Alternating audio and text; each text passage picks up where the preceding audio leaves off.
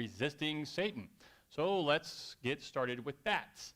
Learning to say no to ourselves. Who here would be willing to give me their cell phone for a whole week with this condition? You can't get on the internet, can't use your watch or anything. You do it? Yeah? Okay. All right. So you're going to give those to me at the end of class, right? How many teenagers would give up their cell phone? Yeah, I think you're probably right. 0%. I don't see that happening. Why? That's right. I was thinking about the other day how did I ever get around any place without my cell phone? Well, I did have the Randy McNally as long as I kept it up to date. But other than that, is just, keep it in mind, or you're just driving around till you found it, right? It is difficult. Our phones have, and it's silly fly, our phones have helped us out tremendously, but we're glued to those things like crazy. And what do people like to watch on their cell phones? Videos. Video. Man. Video, TikTok is one, shorts, and all these photos where they take pictures or videos of themselves to send to other people. They want to get all the likes and shares that come along with that. So one of the things that Jesus expects his disciples to do is fasting. But not many of us fast, do we? What is fasting? Doing without food. That's the way they did it back then. But I think we could also fast in other ways, like from our electronics. Have you ever done that on your own? Done a fast of electronics? I have. It's hard. It's hard to do that. But I think that's something we could do and probably should, because that requires a lot of self-control, a lot of, man, that fly will not leave me alone. A lot of time of meditating and thinking, maybe reading a book, the Bible even, to focus on other things rather than your cell phone, which inherently causes us to focus on self, doesn't it? Let's start by looking at Matthew chapter 5, verses 1 through 4. I'll be putting a lot of the verses up on the screen because of the time, but there's only a few we'll turn to. Matthew chapter 5, verse 1. When Jesus saw the crowds, he went up on the mountain, and after he sat down, his disciples came to him. He opened his mouth and began to teach them. Now, who is he talking to? No. Not the crowd. There's a crowd there. He's talking to his disciples. He began to teach them, his disciples. So this is a teaching for disciples. The Sermon on the Mount is geared for those who follow Christ, for you and me. If you want to be a disciple of mine, here's what you need to be. And the very first thing, two things he brings up. Blessed are the poor in spirit, for theirs is the kingdom of heaven. What does that mean? Poor in spirit. What's the word poor mean? Financially poor? Humble, lacking of spirit. What's the spirit here? That's who you are on the inside. So you're lacking, you're humble of spirit, of self. Right off the bat, don't be arrogant. First thing. Blessed are the poor in spirit, for theirs is the kingdom of heaven. Blessed are those who mourn, for they shall be comforted. Mourn. In what way? I think you're right. Aware of who you really are. Do our cell phones reflect who we really are? Not at all. I mean, I see people posting pictures of themselves, no offense, ladies, but mainly it's the ladies, and they look absolutely perfect, but too perfect, because they use these filters on their cameras to get rid of all what they consider blemishes. And every time I see the photos, I always think, first thing I think is, what's wrong with that picture? It doesn't look right to me because I can tell it's been tampered with. It doesn't reflect who they really are. And when we really take a look at ourselves, we're going to see who we really are. If we get rid of the electronics for a moment, we fast from the things of this world, and we introspect, we read God's Word, we may think about a little bit about who we really are. And so we would be blessed if we recognize who we are. We would be blessed if we aren't arrogant, we are poor and humble. And he goes on to explain these things. And so we need to learn to say no to ourselves. If we don't, we give Satan an opportunity, don't we? So this is a way we confront and resist Satan. Selfishness is the root of evil, of sin, I should say, of all sin. And how is that sin actually a selfish choice? James chapter 1, 14 and 15, when he says, we looked at this one almost every class, but each one is tempted when he is carried away and enticed by his own lust. Okay, so we're in James 1, 14 and 15, talking about being tempted and carried away, enticed by those things that we already have inside ourselves. Then, when lust has conceived, remember that's something that is in us, it's what we desire. When it has conceived, what is that term, conceived? Okay, not born, created. So like in being a lady becoming pregnant, it's been conceived inside, has conceived. It gives birth. There it is. Born gives birth to sin, and when sin is accomplished, you nurture it, you take care of it. It brings forth death. You don't get rid of it. It's the only time abortion, I think, should be legal. Right there. Get rid of it. That's how sin is actually a selfish choice. And all sin can be pointed back to a selfish choice. Why did Eve sin in Genesis chapter 1? She wanted it. Satan came along and enticed her with something that was already there inside of her. Oh, man, I like the sound of that. So did Adam. He knew better. Luke chapter 15. Look over there at Luke chapter 15. Open your Bibles there. What do we call this chapter? Anybody remember? That's right. If it's lost, you can find it in Luke chapter 15. So this is, we're going to look at the prodigal son. We know the story. Same thing here. Look at verses 12 and 13. This is the prodigal son. What did he care about? Larry, would you mind reading verses 12 and 13? So, what did he care about? Himself. All right, go to verse 29 to 31. Jim, would you read verses 29 and 31? Or 2:31. Again, who did the older brother care about? Huh? He cared about serving his father? Well, yeah, but it was about what he did for him. What about all that I've done for you? And it's all focused on self and himself. What is the flip side of that from that older brother's conversation with his dad? What if he was born to a poor family who didn't have a farm and didn't have those things? What kind of work could he do then? What would he be able to do? What would he have? What if he was born to a family whose father died, like Naomi, when they went off to Moab, and the father died there, and then what did he have?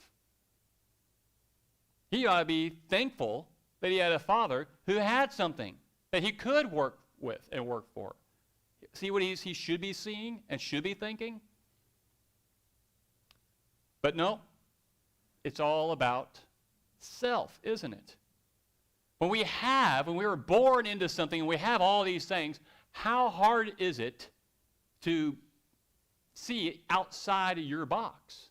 To look outside of your cell phone or where you're at? It becomes very difficult. I know, right? That fly is so annoying. Kill it if you can. All right. We live in a society that promotes self. That word I is the most popular word used in our language. And we know this. So I want us, can you think of some popular slogans? I was going to write down a list of these. I forgot to do this for myself. Can you think of any popular slogans that we hear that promote self-centered thinking? If it feels good, do it. You do you. Or that Sheryl Crow song, if it makes you happy. Let me sing it for you. Can't be that bad. You don't want me to sing it? You know, the kids don't like me to sing songs either. They always tell me to stop, Dad. What else? That's right. Only wrong. You deserve a break. Or, what's Burger King's answer to that? Have it your way. What else?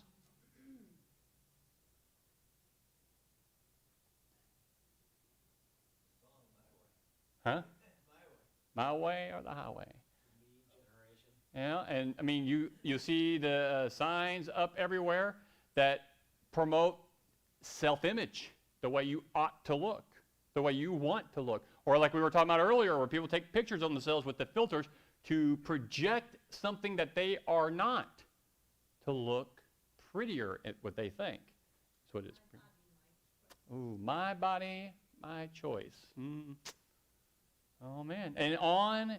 We could spend all day today, tomorrow, and forever looking at all the popular slogans that promote self-centered thinking. It is everywhere, right? We've been talking a lot about our children and trying to raise our kids to be more like Boaz and Ruth that we've been reading about here on Sunday morning. Talking about having integrity and righteousness. That's what we want for ourselves. That's what we shall want for our kids. And so it's going to be difficult, or it is difficult, to raise a child in this society without the me-thinking mentality. So let's keep going.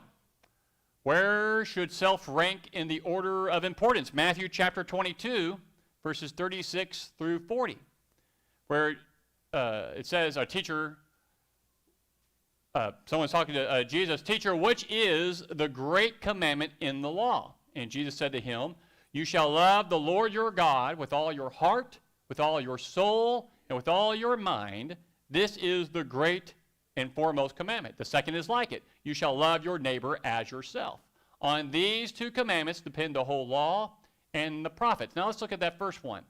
You shall love the Lord your God with all your heart, soul, and mind. All your heart, all your soul, all your mind. What is the heart here? It's where you make decisions. What's the mind? The reason. What's that? Okay, where they're formed. Your reasoning. All the reasoning. So if you love the Lord your God with all your heart, then when you make decisions, what are you going to consider? God. We see that with Boaz, don't we? Every time he seems to talk or address someone or answer a question, may the Lord bless you. The Lord has blessed you. But all those things came from Boaz, but he recognizes where all things come from. He puts the Lord first. He is really loving the Lord his God with all his mind and heart.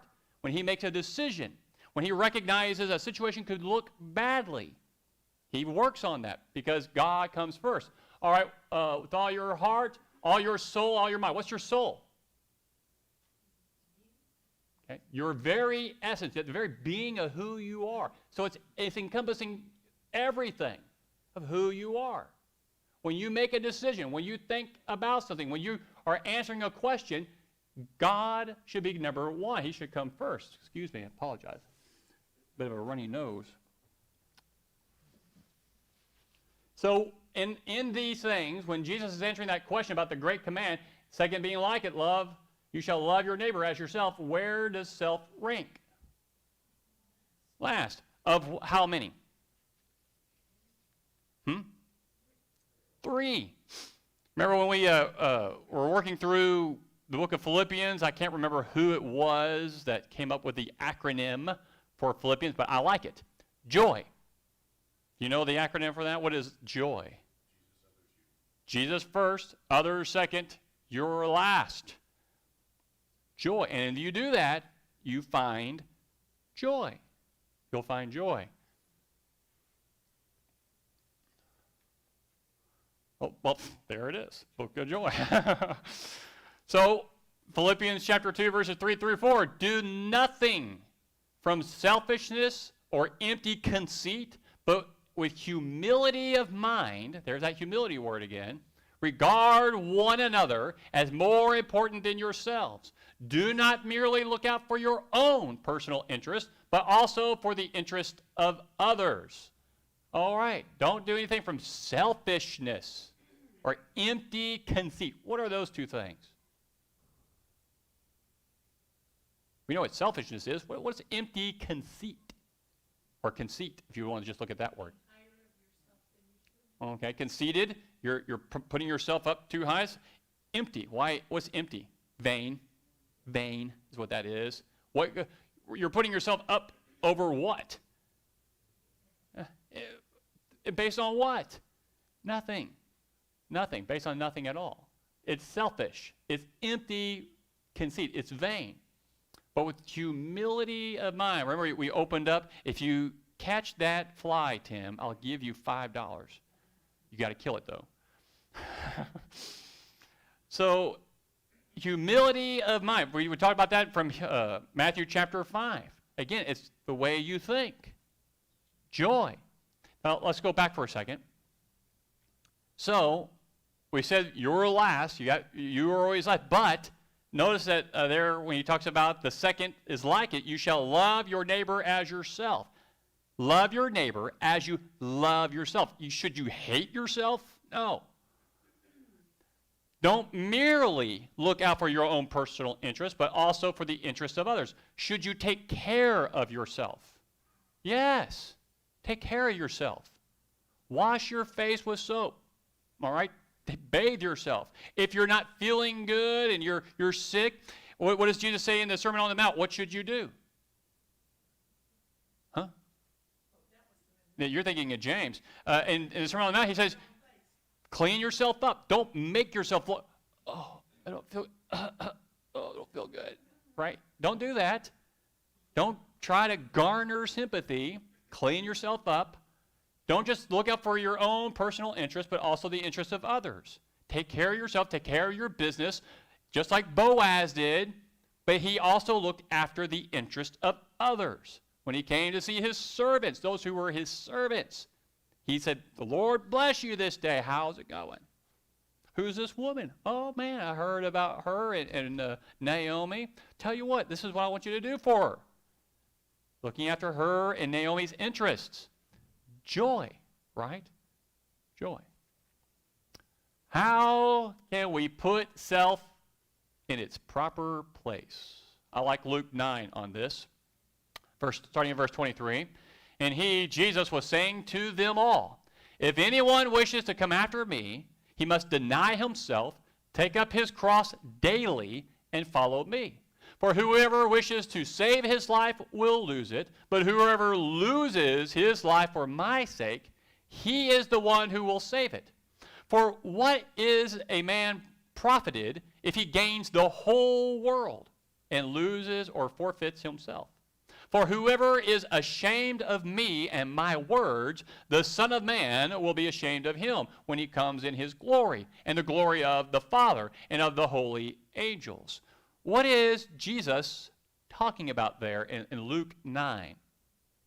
What is he, let me put the question like this. Where should our focus be? Okay, on the Lord. Why? One day, Judgment Day is going to come. And if you are ashamed of him here, what will happen? That goes back to empty conceit. What good did that arrogance get you in this life? Nothing. It got you nothing at all. It was empty. You want to build bigger barns and store more stuff in that? Well, that's great. But what did it gain you in the end? It gains you nothing. Boaz was a wealthy man, but he didn't put all his marbles in that, all his good stuff in that. He was focused on the Lord. He was thankful, but he gave all the credit to the Lord. And when his day came to an end, I bet you he went home and thought, this is what I've been waiting for. He wasn't worried about this life. He was thinking on the next, and he put himself way behind the Lord. How do we put self in its proper place? Pick up your cross daily. And the cross symbolizes death. That's the symbol. It symbolizes death. You pick it up daily. You die to self daily. Luke chapter 14. Again, how can we put self in its proper place? I want to actually turn over there. I'm still in 15, so it's not far. Verses 16 to 24.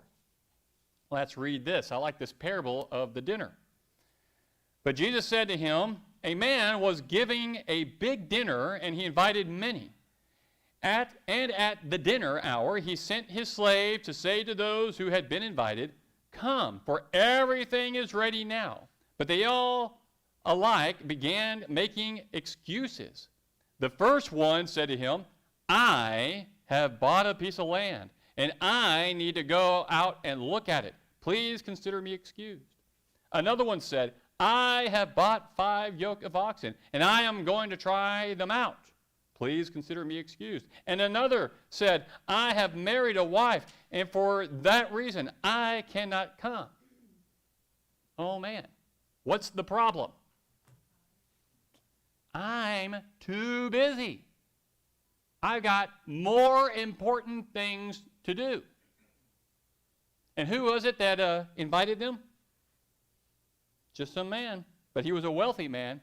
And apparently he had power, because at the end, there at verses 26, or I should say at the end, but the moral of the parable, verse 16 to 24, if anyone comes to me and does not hate his own father and mother and wife and children and brothers and sisters, yes, and even his own life, he cannot be my disciple. Whoever does not carry his own cross and come after me cannot be my disciple. What does it mean to hate your own father, mother, wife, children, all those? Yeah. It's not just God, then others, and then self. It's God, others, and then below that, me. It's such a vast difference. It's as if you hate them. You love them because they're family and they're your brother or they're your wife. But what if that wife tells you to curse God and die? Who told their husband to do that? Miss who? Oh, it was Job's wife. So, what did he do? I can't remember I should have looked up. I can't remember what he said to her, but she was wrong. And he did not follow after that command that she gave him. It was as if he hated her compared to his love for the Lord. Philippians chapter 3, verses 7 and 8. But whatever things were gained to me, this is Paul speaking, those things I have counted as loss for the sake of Christ. More than that, I count all things to be lost in view of the surpassing value of knowing Christ Jesus my Lord, for whom I have suffered the loss of all things, and count them but rubbish, so that I may gain Christ. Now, I know it's a simple concept, but break that down. What is he saying? Whatever things were gained to me. What things were gained to Paul? What did he have going for him before Christ? I don't know if that was going for him, but I get what you're saying.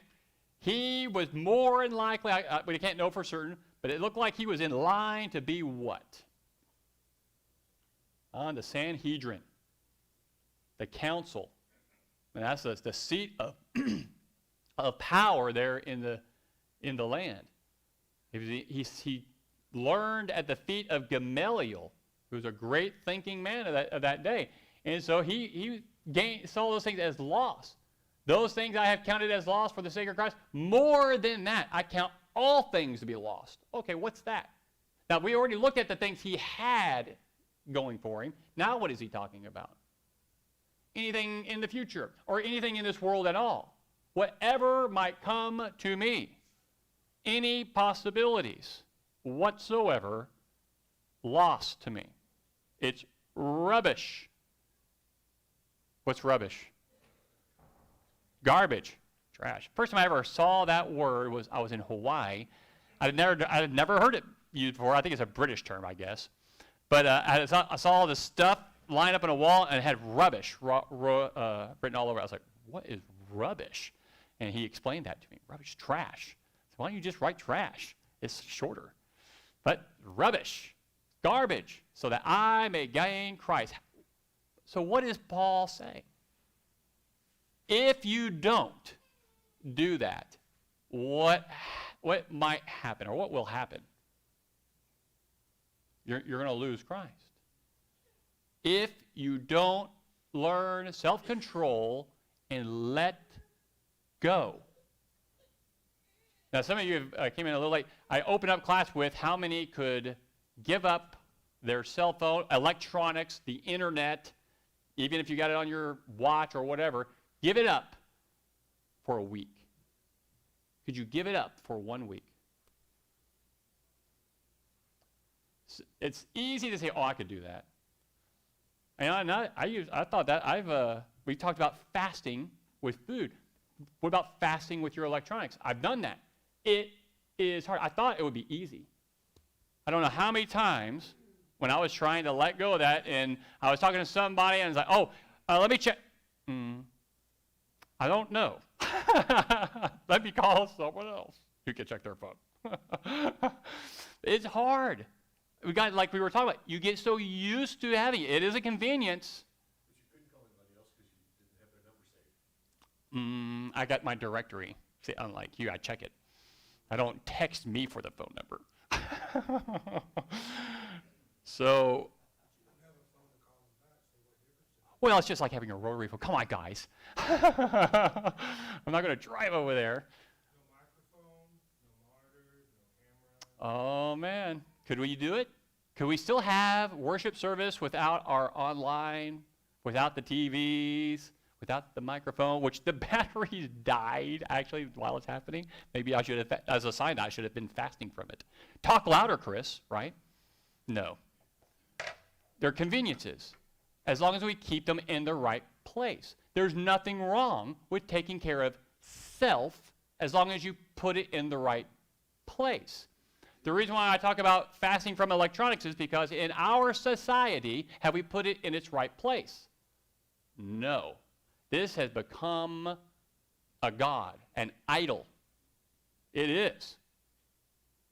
I mean, even those who don't believe in God, they make little memes, pictures, or videos of people walking around playing on their phones while their kid is over here crying, trying to get somebody to play with them because too busy typing away or watching a video or making a selfie or whatever it might be. We need to learn to put self in the right place, and I need to get moving forward. Galatians chapter 2, this is the one. I have been crucified with Christ, and it is no longer I who live, but Christ lives in me. In the life that I now live in the flesh, I live by faith in the Son of God who loved me and gave himself for me. I died. It is no longer me. It is him in me. So my mind, my heart, my spirit has been taken out, and I am putting in a new one. And I want to be reaping the fruit of that spirit rather than my spirit. And what's the fruit of that spirit? Love, joy, peace, patience, kindness, goodness, faithfulness, gentleness, self-control. Against such things there is no law. Let me turn over there because I don't have the other one memorized. What's the deeds of the flesh? I think we're going to be looking at that next week, right? Theo, maybe? on the class, I think. Did you get my email? Oh, okay, I will double check that. I was fasting from my electronic. No. Where's it at? Okay, verse 19 of Galatians 5. Now the deeds of the flesh are evident, which are immorality. What is immorality? It encompasses all those sexual desires. Impurity. What's impurity? Unclean. What's that? Unclean thoughts. Sensuality falls in that same category. Idolatry, putting things above God. Sorcery, looking to other things for some sort of miraculous means, I guess. Sorry, I didn't look that up. Enmities, strife, jealousy, outbursts of anger, disputes, dissensions, factions, envying, drunkenness, carousing, and things like these. And all those things can be focused back to the problem of self and our desires and what we want. We have strife because someone wanted something and they weren't willing to bend, or they weren't willing to look to God. And so it's what they wanted, or whatever it might be. We don't learn to die to self, we're going to have issues. We're going to have problems. We're going to have what we're seeing in our culture today. We used to have debates, and we talked about this before. I love debates.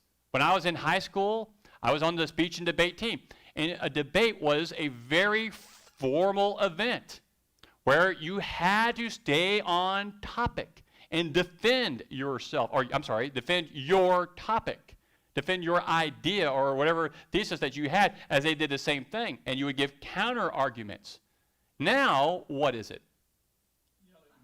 Yell at who can make fun of the other person better, or who can get out as many talking points as they can without actually answering the question. There is no debate. That's what, and I'm okay with them not doing any debates to a certain point because it's just useless. It's useless. I remember when Ken Ham, who made the Ark exhibit, was debating the science guy. What's his name? Bill Nye, the science guy, and they did a debate. Alex and I watched that. They didn't debate at all. They just gave their talking points. There is no debating anymore. There is no challenging of ideas anymore. It's only what I want everyone to hear me say. There is no more debating. We don't discuss things anymore because we are such a divided culture. And that is because we don't die to self anymore. Jesus first, others second, yourself last. We just don't do that. 1 Corinthians 15, 31 and 32. Paul writes, I affirm, brethren, by the boasting in you, which I have in Christ Jesus our Lord, I die daily. If from human motives I fought with wild beasts at Ephesus, what does it profit me? If the dead are not raised, let us eat and drink, for tomorrow we die. What is he saying there, that last part? If from human motives I fought with wild beasts at Ephesus, what is he saying? If that was the purpose, what was the profit? What good was it for me to fight for the things of Christ in Ephesus? Empty. Empty. That goes back to that phrase we were looking at earlier, empty conceit, vain. If there is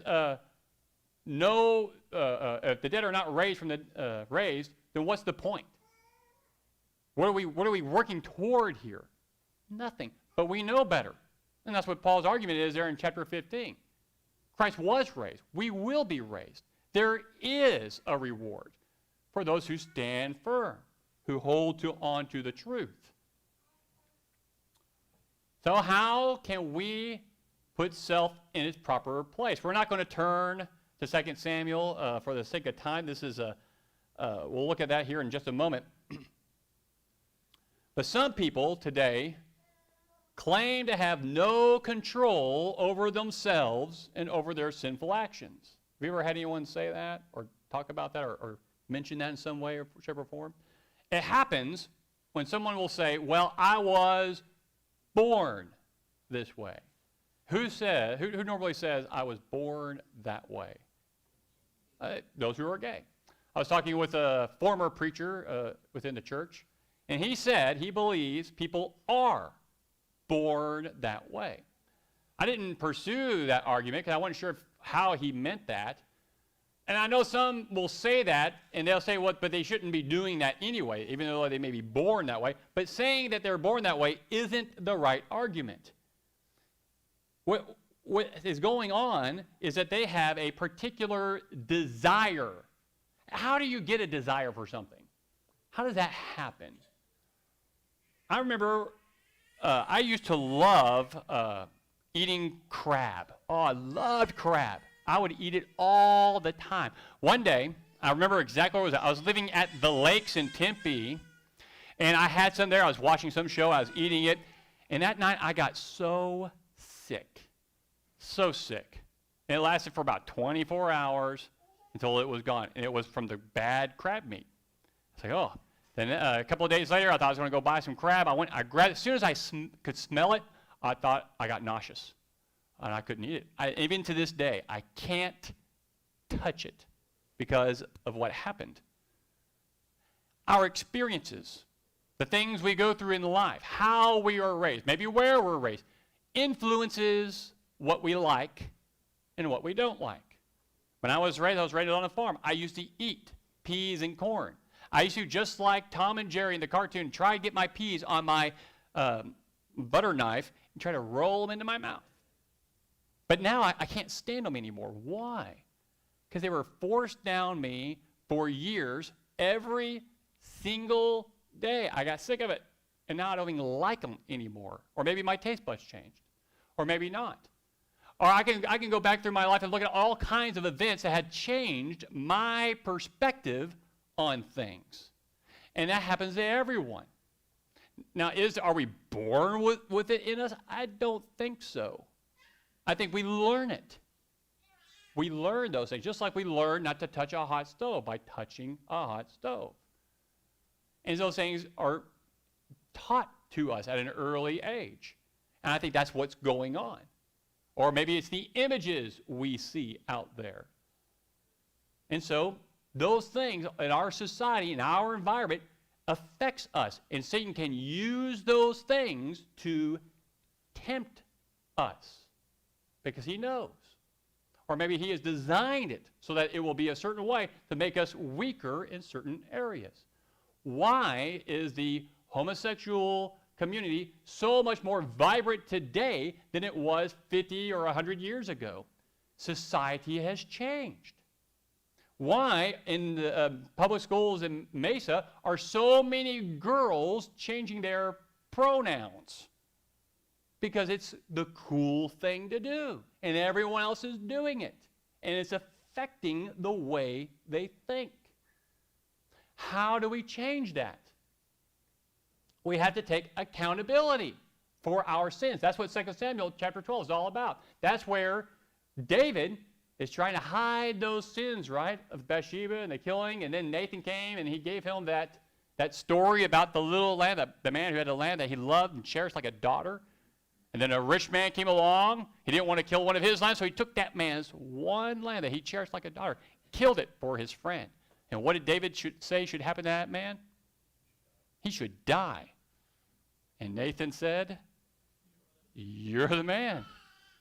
That's you." In other words, take accountability for what you've done. That is the first step. And he did do it. He did take accountability. Yeah, we better not read it. Will God hold us accountable? Romans chapter 1 and chapter 2 lets us know. Yes, he will. No more ignorance. It's been offered. The truth is there. We know better. And how did Jesus, I don't think I put that on there. No, I didn't. But one day, the judgment will come, and most surprising sin will be for those. What is the most surprising sin we'll be judged for? It's, if you know the passage, it's found in Matthew chapter 25. Where Jesus divides the sheep and the goat, and then the ones on the left, what did he say? Never knew you. Why did he never know them? Never visited the sick. Didn't visit me when I was in prison. Didn't visit me when I was naked. Didn't clothe me. And all these things. And like, well, when did we do that? When you did it to who? And who are the least of these? Anyone. The children, those who were in need, or maybe they didn't know better at the time because they didn't have the truth, but they were feeling you had it and you didn't offer it. The other day I got a phone call. Have you ever gotten a phone call from somebody and someone you don't know, but they began talking to you as if they were talking to you just the other day about some topic that you know nothing about? That happened to me yesterday. I answered phone, I said, hello? He goes, oh yeah, this is, I don't even remember his name. He was talking so fast. So-and-so from Louisiana. And so I wanted to find out if you talked to Karen yet, and did you get her set up and ready to go for tonight? What? Who? Who are you? I heard him sigh, and he went through it again. I was like, look, I don't know what you're talking about. And then I heard him in his speech mention the name Patrick Swaney. You remember Patrick Swaney? He was a preacher down in West Valley. Apparently, he dropped my name to this guy because they had some members out here, an older lady and her husband. They were on vacation. At the end of the vacation, which was that day, they were supposed to fly home. He had what they think may have been a stroke. And so she was there at the hospital down at Banner, and he was in ICU. They don't let you stay in the hospital with your husband if they're in ICU. She needed a place to stay for the night, but not that night, probably the next. So he wanted to know if I could call her. I got the parking lot cell. I had to go pick the kids up. I had so many other things to do. The last thing I wanted to do was go down to Banner and help this lady. I hung up, and first thing that popped in my mind is, Chris, what's the lesson you're working on Sunday morning? Called her back. Called her up, talked to her. She said she didn't need a place that night, but tomorrow night. I said, well, we'll figure it out. If we can't find you a place that's close to where you're at downtown, you can stay with me. And called her back the next day. He was out of ICU. She was able to stay at the hospital. They don't think it was a stroke, but they're still doing tests. And they're supposed to go home tomorrow. But I'll call her again today. Who is she? Her name was Karen. I have no idea. Never met her.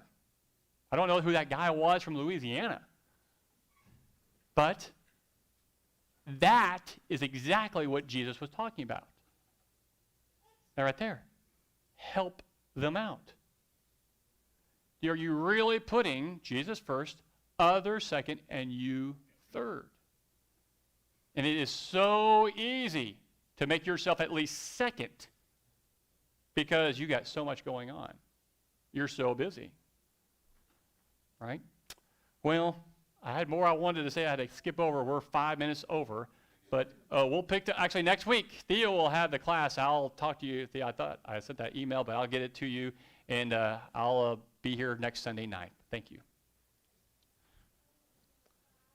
Began to walk up here, and I felt like something was amiss. Forgot my Bible.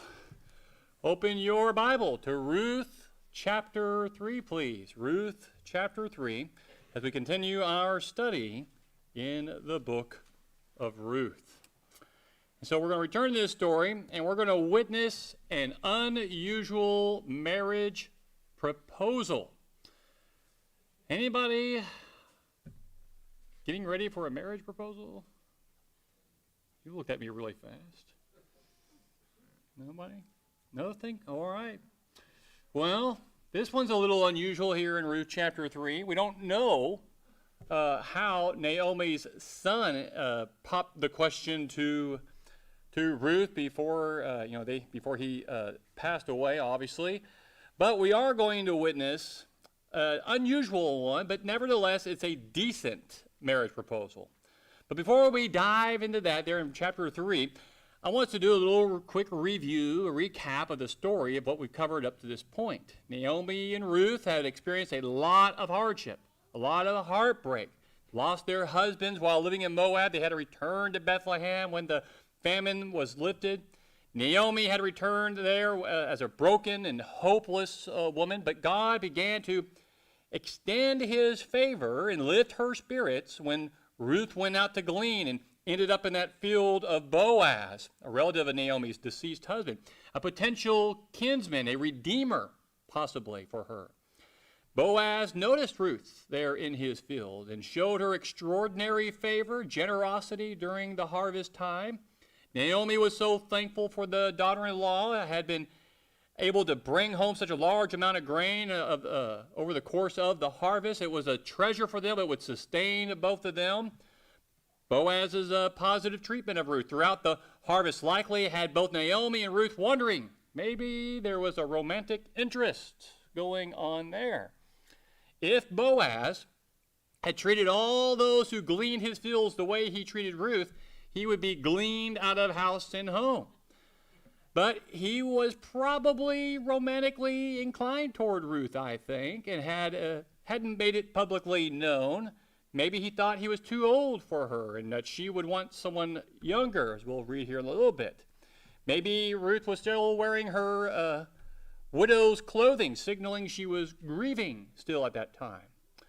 But now that the harvest was drawing to a close, Naomi knew that the opportunity for Ruth to be proactive with Boaz was about to come to an end. So Naomi was not just some meddling mother-in-law, rather she was looking out for Ruth's very best interest by concocting the plan she was about to propose. So all you teenagers, do you think your parents meddle in your affairs?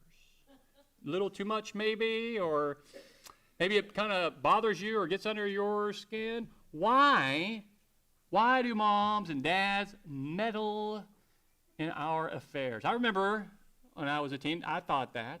So why do you bother me with this? Or don't you know I know what I'm doing, as if I had the better way or the better course. And when we look here in chapter 3, the course of action that Naomi gives to Ruth, it sounds a little crazy. In fact, we're going to see that it's actually really risky, the plan she has for her. And this is her meddling. She is meddling in her affairs. Why? We parents aren't perfect, but we do have experience. And as we'll see here, Ruth knows what needs to happen, what will work best. Think about that. A lot of times we think we know, but we may not know best, or we don't see the full picture.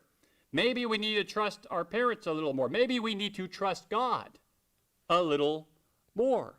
Basically, Naomi encouraged Ruth to let Boaz know that Ruth was willing to marry him. Let's look at Ruth chapter 3. We'll start with verses 1 through 4. Then Naomi, her mother-in-law, said to her, "My daughter, shall I not seek security for you, that it may be well with you?" This is a great way to start. I want to give you some advice, and I want you to know up front, I want what is best for you. Have you ever heard your parents say that? I want what's best for you. No, you don't. Now, verse 2, is not Boaz our kinsman with whose maids you were? Behold, he winnows barley at the threshing floor tonight. Wash yourself, therefore, and anoint yourself, and put on your best clothes, and go down to the threshing floor. But do not make yourself known to the man until he has finished eating and drinking. It shall be, when he lies down, that you shall notice the place where he lies, and you shall go and uncover his feet and lie down. Then he will tell you what you shall do.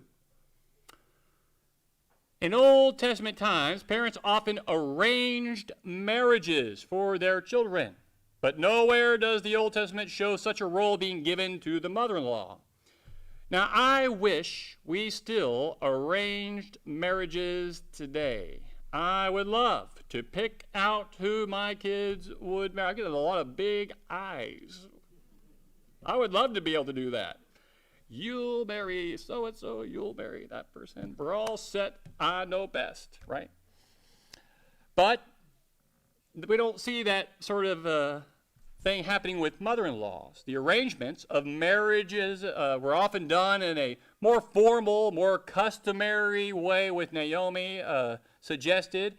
Boaz was a suitable prospect to marry Ruth, not just because he was wealthy and a man of character, but because he was a close relative. A Levirate marriage, literally, as a marriage with a brother-in-law. The word it has nothing to do with the Levites, even though it sounds like it. It is a Latin word that just means a husband's brother. In ancient times, if a man died without having a child, and he had a younger brother who was not married, he would take on his brother's wife to give her or him, who passed away, his brother, an heir. And once that heir comes, he would take on the father's name and keep the legacy going. And he would inherit all those things. The Old Testament law speaks of this in Deuteronomy 25. When brothers live together and one of them dies and has no son, the wife of the deceased shall not be married outside the family to a strange man. Her husband's brother shall go into her and take her to himself as wife and perform the duty of a husband's brother to her. It shall be that the firstborn whom she bears shall assume the name of his dead brother, so that his name will not be blotted out from Israel. In our story here in Ruth, one thing is clear in the story, and another thing is not so clear in our story. What's clear is that this was Naomi's way of trying to get Boaz to marry Ruth. What is not clear is why she should go about it like this. Isn't it odd? Have you ever read this and think, what? Go uncover his feet and lay down at his feet? What does that mean? Who wants to do that? That's weird. Naomi, was she indifferent to the possibility that Boaz might drive Ruth away in indignation, or that he might give in to temptation and do something that he should not? Did Naomi want that to happen, or was she so sure of Boaz and Ruth that she knew that they would treat each other with perfect purity, that Boaz would be deeply moved by the brash offer of Ruth in marriage and would avoid relations until all was duly made official by the city elders? The author of Ruth doesn't come right out and tell us why Naomi chose this tempting strategy to win Boaz for Ruth. There will be a clue for us later on, but for now, the writer seems to want us to feel some ambiguity, maybe a little bit of suspense here in the story. The long and short of the plan was that Ruth was to do herself up pretty, make herself look nice, put on some perfume, and essentially offer herself to him, trusting that he would accept her offer and move ahead with the marriage. Then the putting on of the best clothes, not only for attractiveness, but for warmth. The word there for clothes is really her outer garment, so she could sleep and cover herself up for that night. Then the idea of meeting on the threshing floor. That was actually a pretty loaded phrase if you know your Bible. It's like, one of your kids coming up and say, hey, I want to go out on a date tonight. Where are you going? We're going to go park. No, you're not. No way, Jose. Not going to happen. Because I know what Hosea chapter 9, verse 1 is. That's why we say, no way, Jose. Do you know that? Hosea chapter 9, verse 1. You have loved harlot's earnings on every threshing floor. We know. Uncovering a man's feet in this type of setting was often a sign you were ready for intimacy. This doesn't mean that Ruth was prepared to go that far in this encounter, but she was definitely making a statement. She was ready to marry him and to be his partner. It was also a gesture of trust. She was willing to make herself vulnerable to him, open to acceptance, open to rejection. And before we read on, we need to understand that the original readers would have seen the danger, they would have seen the risk involved in this approach and how this tension adds suspense to the story. So we should also feel this tension of the situation. I want our young folks to focus in not on the situation, but look at the attitude of Boaz and Ruth, how they handled themselves in these situations. This is the way I want my kids to grow up to be a Ruth or to be a Boaz.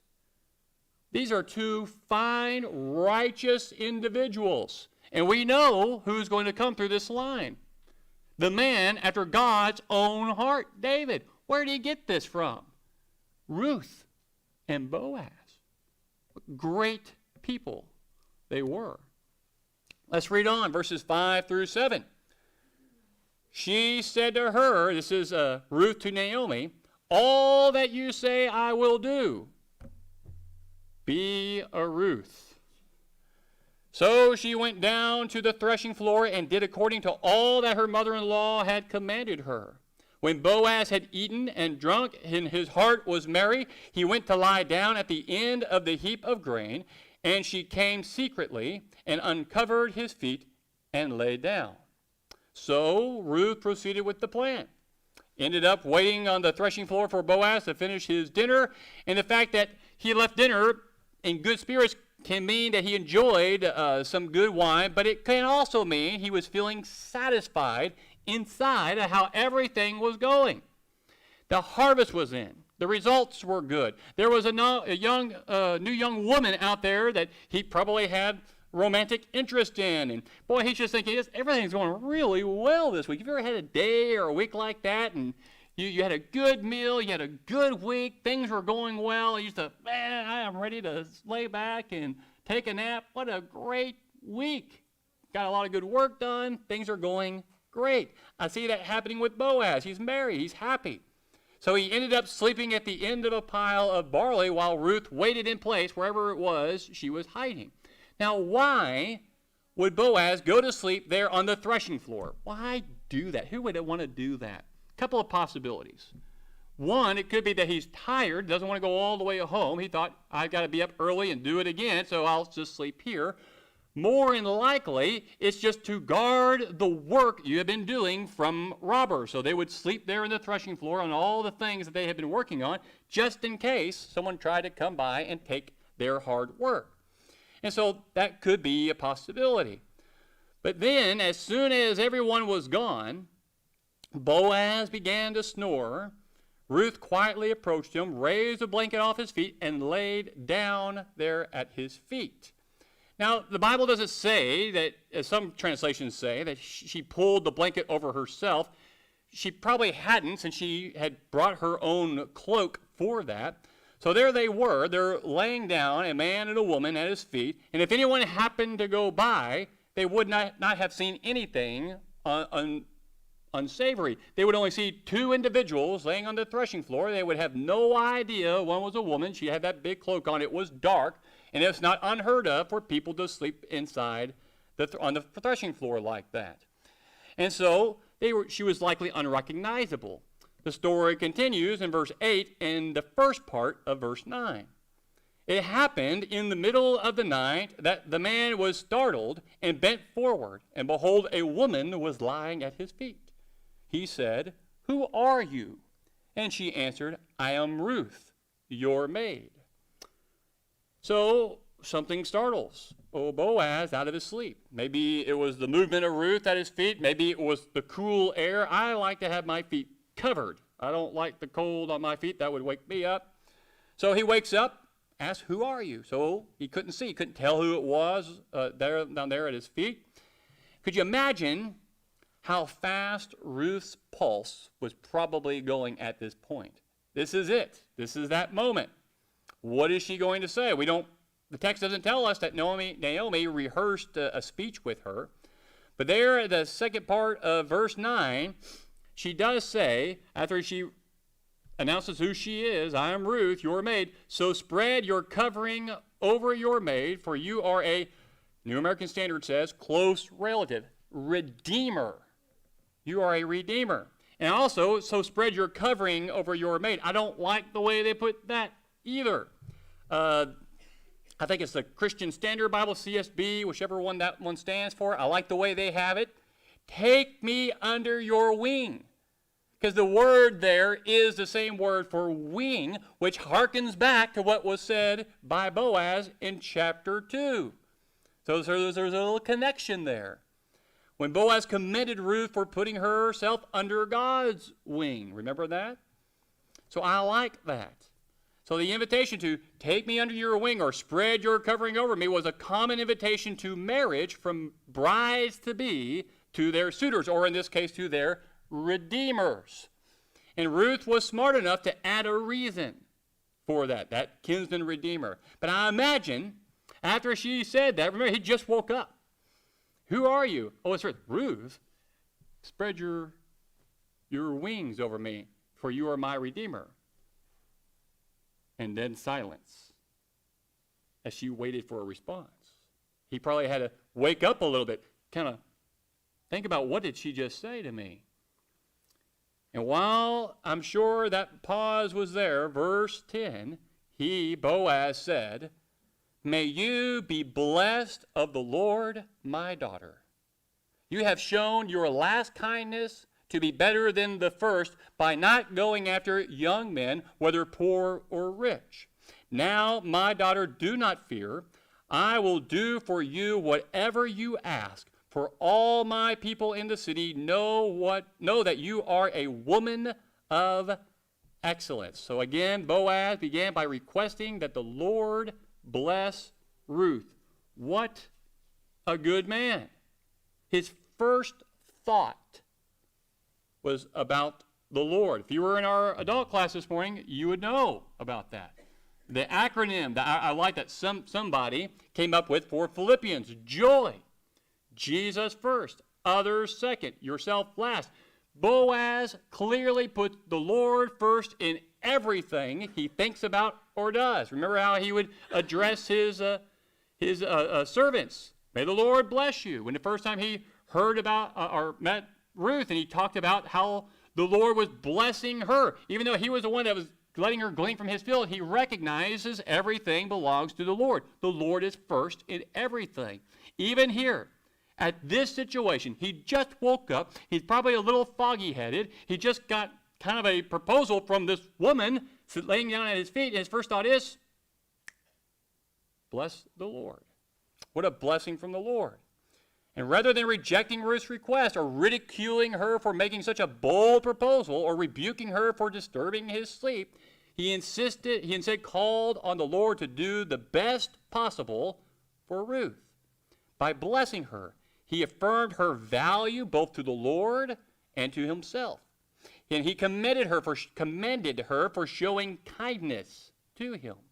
When he said that she had shown more kindness than she had before, he was saying that kindness that she was now showing by choosing him rather than a younger man was even greater than the kindness she was showing to her mother-in-law when she left home and family to return to Bethlehem. This word kindness is an important Old Testament word. It's representative of God's actions toward Israel. The fact that Boaz refers to her twice as his daughter suggests the age gap between the two. The next thing Boaz did was reassure Ruth that he would most certainly and happily be her husband, because he and everyone else knew she was a woman of noble character. She was of excellent character. He wanted her to know that she was indeed a keeper, right? And that she had nothing to fear. But there was a minor problem that still needed to be ironed out. Look at verses 12 and 13. Now, he goes on. Now, it is true, I am a close relative. However, there is a relative closer than I. Remain this night, and when morning comes, if he will redeem you, there's the redeem finally from New American Standard, good.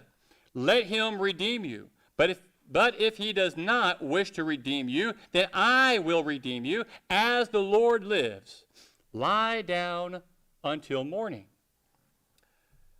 Don't you love Boaz? He comes across as such a generous, faultless man who has such an amazing amount of self-control. He very much wants to marry this amazing young woman, but there is another relative who is a closer relative than he is, and he should have the first option to marry her according to the law. And the fact that Boaz was aware of this reality, what does that tell you? He's been thinking about it, hasn't he? He's already been thinking about this.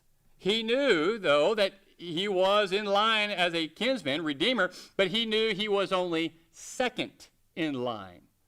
Being aware of his status, he was waiting for a sign from Ruth, perhaps, that she was interested in him over and above others. So he just waited.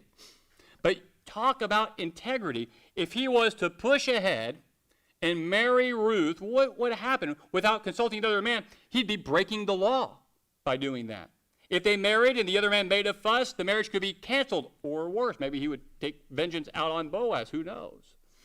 Boaz would not jeopardize their future by getting off to a bad start. Don't do that. Boaz was hoping and trusting that God would provide a way for him to approach the other kinsman redeemer peaceably and end up being able to marry Ruth. That's what he was looking for. If, however, the other relative claimed his right, then the man would marry Ruth and Boaz would lose out, but he'd be content. That was the chance they would have to take to make sure things were done right. Boaz and Ruth had confirmed their love for each other, their desire to marry, but the outcome was not assured by any means. It was going to be left in God's hands. They stayed there together that night on the threshing floor, but there is nothing in the text to suggest anything else. Let's read on to how it concludes, starting in verse 14. So she lay at his feet until morning and rose before one could recognize another. And he said, "Let it not be known that the woman came to the threshing floor." Again he said, "Give me the cloak that is on you and hold it." So she held it, and he measured 6 measures of barley and laid it on her. Then she went into the city. When she came to her mother-in-law, she said, "How did it go, my daughter?" And she told her all that the man had done for her. She said, "These 6 measures of barley he gave to me, for he said, 'Do not go to your mother-in-law empty-handed.'" Then she said, "Wait, my daughter, until you know how the matter turns out, for the man will not rest until he has settled it today." So she knows he's interested. And so the two of them awoke. Early in the morning, before light, Boaz gave her a large amount of grain to take home. And I think there's 2 reasonings for this. Number 1, a signal to Naomi that Ruth's venture had gone well. He wants to pursue this, but some things had to be taken care of first. Number 2, it was also, I think, a defense to guard Ruth in case she came across anyone walking home. Why is she walking home so early in the morning? What had she been doing? Where was she coming from? But if she's carrying all that barley, well, they would probably think she worked through the night or she fell asleep while working and brought the work home that morning. I think that is a possibility. Naomi had to be pretty excited about this. God's favor was returning to her again. She was thankful. She likely already knew about the other kinsman redeemer, and that was likely the reason she'd come up with the plan she did. But now, having seen God's hand in all of this, I think Naomi was confident that all would go well. She's starting to look clearly again, unlike before. But you're going to have to tune in next week, right, to find out, does it work out? But what 2 lessons can we learn from this part of the story today? I want to give you 2. Number 1, I want to suggest that God wants us to step out in faith, even though it may sometimes involve risk. What I'm talking about there is that we have to trust God. I'm talking about in things in our life, not necessarily in marriage, but things in our lives. I remember, as many of you know, when I was looking for a wife, I was about ready to turn 30. I was thinking, I better get married. I know it's tough for me, but I better hurry up. And then I got called to go back to Afghanistan. Who's going to find a wife in Afghanistan, I thought. Give up on this venture for a while. But I did. I found Jenny. For you who you don't know, I converted her from the Taliban. Did you know that? Not true, not true. But I had no idea. I didn't think that's how it was going to happen. God had a hand in that. We need to step out in faith, trust in the Lord. Naomi took a risk concocting a plan. Ruth took a risk in putting the plan into motion. But thankfully, Boaz was pleased with the decent proposal. None of it was guaranteed. It could have all crashed and burned. And such is the case with anything we step out in faith and try. Whether it's deciding to go to college, or we're starting a new job, or a new friendship, getting involved in ministry, whatever it might be, it all requires faith, and it does require risk. We just need to remember to trust that God is in control. God is pleased when his people live by faith, so we should not shrink back. So what new venture do you think God might be calling you to do? If you're unsure, pray about it. Study. Talk to close friends or the elders or myself about it. Let's venture those things out. Number 2, I want to suggest that we always try to do the right thing the right way. And what I mean by that is that God wants us to strive to live lives of righteousness and integrity. Boaz found himself in a tempting and potentially compromising situation, didn't he? Here was a young woman that he was very, I think, attracted to, and she was sending the signal that she was interested in him. They were together in the middle of the night. No one else was around. That's a bad situation to be in. Boaz, though, was a man of integrity, committed to purity. So he exercised self-control and did nothing that would bring shame upon himself, Ruth, or God. That's the kind of man, ladies, you need to find. Him. Men, that's the kind of man you need to be. Boaz. Boaz's and Ruth's. That's what we want. That's what we ought to be striving for. And then on top of all that, even though Boaz wanted to marry Ruth, she wanted to marry him, the law of God said someone else should be given the first opportunity. Selfless. He told her to wait. Let me go talk to him. See where he stands on it, and then we'll go from there. Now, we don't do that today, do we? And that's probably a good thing. But men, when you want to marry someone, maybe you should talk to her parents too. Would that be hard? To talk to the dad or the mom about, I want to marry your daughter. I don't know. I see a lot of men here shaking their head. Nope, not going to happen. That's why I wish we still did arranged marriages and it would be easier on me.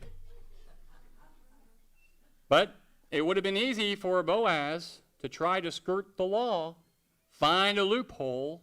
I'm sure would be tempted to do that, but he didn't. The Proverbs tells us to take only the paths that are firm and straight. Those paths are in the Lord. But the world tells us, as we talked about in class this morning, if it feels good, do it, or the ends justifies the means. But taking the crooked paths and cutting corners will cost us dearly someday.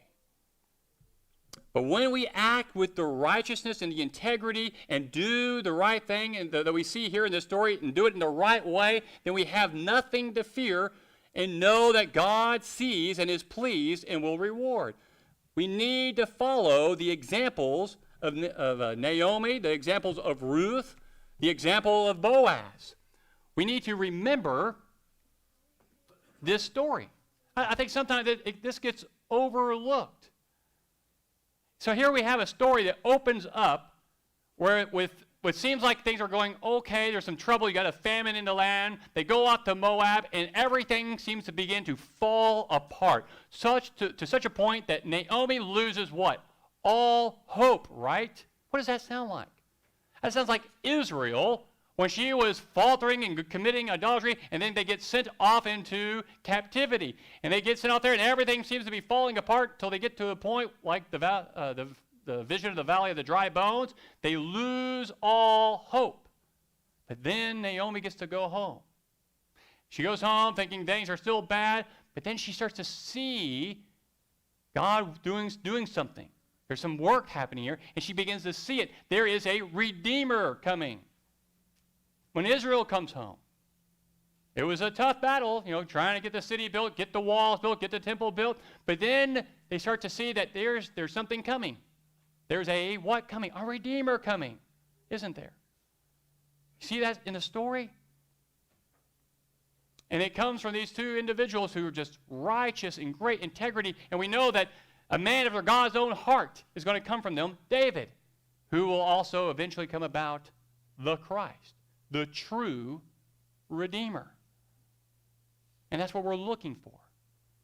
That's what we're all looking for, that day when we get to go home. And here in this life, we need to be striving to have those kinds of attitudes, that kind of mind and heart, that kind of spirit of Christ. We need to be looking, when we're looking for our mates, a husband or a wife, who have that kind of spirit, that kind of attitude that we see in Boaz and we see in Ruth, we see in David, that we know about in the Christ, as we're all striving to put that on in our own lives. And that's a struggle in this life, isn't it?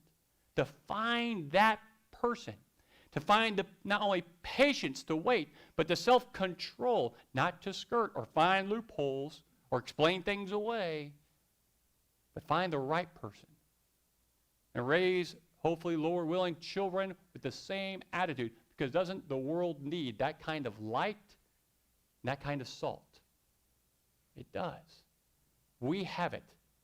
We ought to be sharing it with all those around us and looking for it in others as well. As we close this lesson out, I want to extend to you his invitation, the Redeemer's invitation to put off the old and put on the new, to put on him in baptism. If you're ready to make that choice this morning, won't you do so as we stand and as we sing?